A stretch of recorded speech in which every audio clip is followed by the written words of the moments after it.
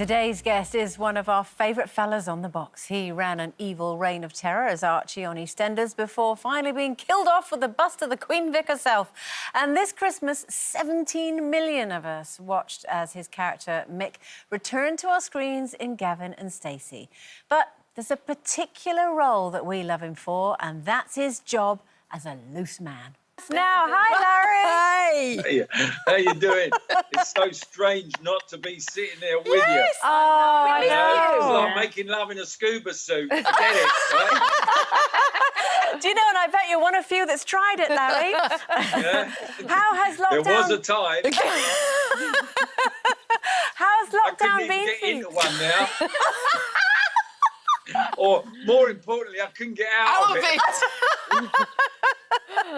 So have you been on your own through lockdown?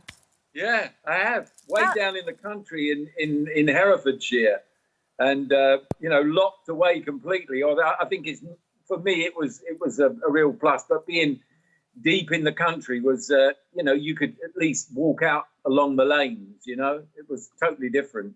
How have you found it?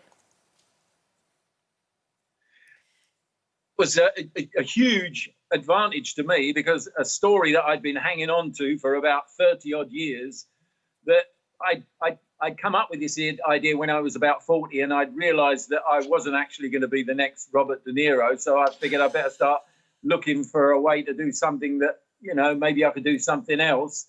And I had this idea about somebody that works behind the camera in the film business, which was a job much more like the job that I'd had before I became an actor.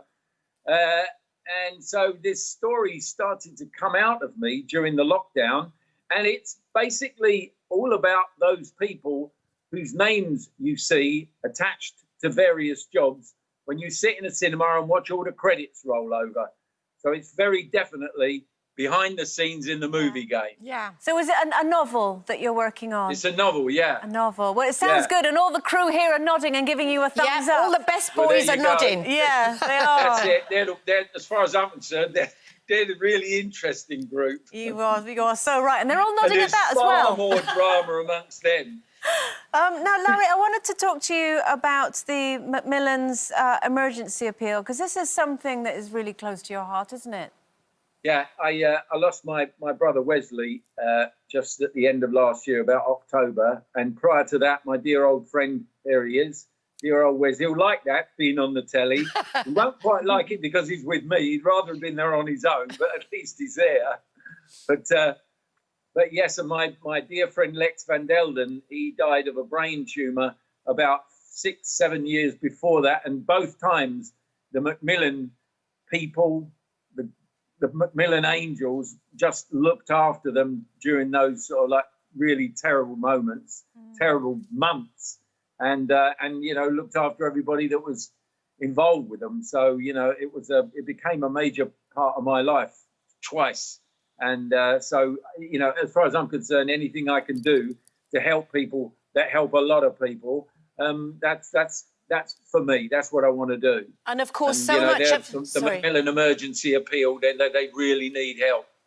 No, I was going to say, obviously, because of the virus, people like the Macmillan nurses there's such a lack of funding and a lack of support now.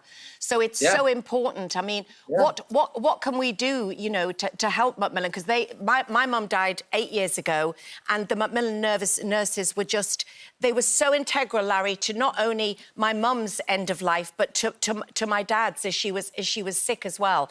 And absolutely, absolutely, they really are angels. And to think this is what they do day in and day out, and it never stops. And they've had to go through the whole lockdown thing, and you know, this is completely supported by charity. That's right. I mean, I know the next thing I'll be doing at the end of the summer, once we roll into September, what I do every year is help out with the greatest coffee morning. That's right. And basically, I don't bake cakes. I just tend to go along and chat to people who have baked cakes, eat far too many of them, and sort of just try and, you know, G people up to contribute to an extraordinary organisation. A wonderful cause, and it's great that you're part of it, Larry, and raising awareness. Now, you mentioned getting towards September and the end of the year. Obviously, last Christmas, 17 million people tuned in to watch Gavin and Stacey, and now there's rumours of a movie. Do you think that's going to happen? Well, this is very interesting because I remember talking to James, just to drop a huge name, about the whole thing of having had 10 years of being asked, is there going to be any more Gavin and Stacey? So you do the Christmas special, and then all that happens is you're back answering that same question, is there going to be any more Gavin and Stacey? It's kind of like a drug that the nation is completely hooked on. I don't know if there is. I'd love it if there is. It's become a real part of my life. And if there is, it means I can say yes instead of I don't know. Yeah. Because I don't know. Have you all been amazed by James's stateside success? Knowing him Not as really. not really. James is a phenomenon. He's kind of been doing it for years, and it's just suddenly it's timing. You know, as we know in this game, it's all about timing, and the talent's always been there. And interesting, after sort of knocking around for years since he was a young lad, it's something that he and Ruth generated themselves that turned into this phenomenon. And then what he did was, as because he's a very canny fella, he just took what he already had and moved along with it. You know, he's a very canny clever boy. lad. Now, obviously, you know, he's doing hugely well in the States. We've only got 30 seconds or so to the end of the show, but we wanted to just get your opinion on, you know, Kanye running for president. What do you make of that? Yeah, great. So what we go from a clown who was a television reality star to a rapper who's supposed to be really talented, not my kind of music, doing that job. I mean, really, I think there's not many politicians that are that brilliant, but there's got to be one or two of them that would be a better contender than any of the people I've spoken about. I think that pretty much sums up what we all think. Larry, thank you for joining us today. Really lovely seeing you. Thank you, Stay ladies. well.